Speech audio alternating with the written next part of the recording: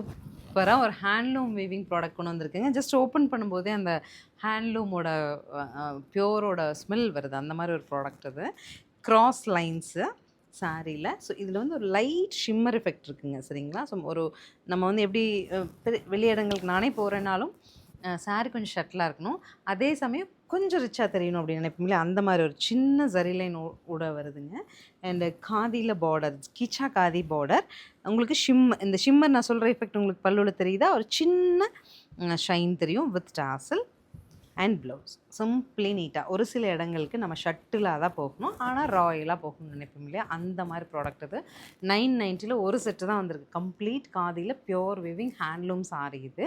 I have colours for you. நான் show பண்ணுற பார்த்துட்டு புக் பண்ணிடுங்க.